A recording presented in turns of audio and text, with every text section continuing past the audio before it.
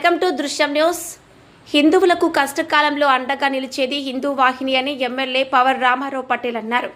ఆదివారం ఉగాది పర్వదినం వేళ బైన్సాలోని శివాజీ చౌరస్తాలో హిందూ వాహిని ఆధ్వర్యంలో ఉగాది పచ్చడి పంపిణీ కార్యక్రమాన్ని ప్రారంభించిన సందర్భంగా ఆయన మాట్లాడారు.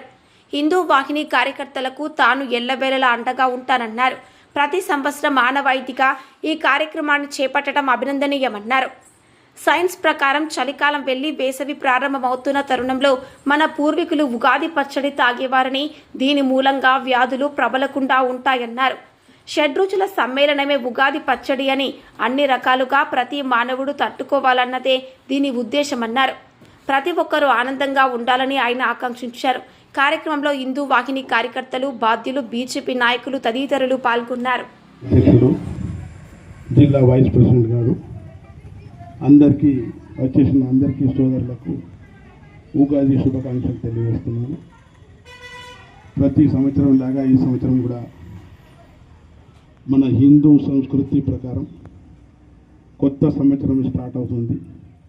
ఈ కొత్త సంవత్సరం స్టార్ట్కు మనం శుభ్రంగా మన ఇల్లు కడుక్కొని మన మామిడికాయలు కొమ్మలు పెట్టి అదేవిధంగా ఏదైతే ఉంది దాంతో మనకు ఎటువంటి వ్యాధి రావాలని, మనకు శక్తి రావాలని ఆ ఉగాది పండుగ రోజు మనం భగవంతుడు కోరుతుంటాం.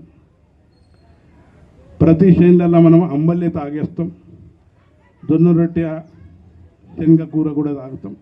కనీసం సంవత్సరంలో ఆ భగవంతుడు మాకు కడుపు నిండా అంబలి కానీ జొన్న రొట్టె కానీ పెట్టాలని కోరడం జరుగుతుంది.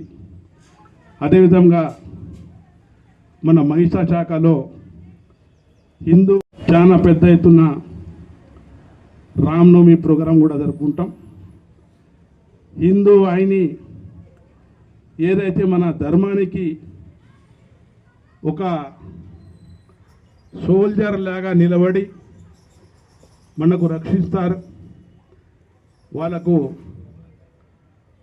ప్రత్యేక ధన్యవాదాలు తెలియజేస్తున్నాను.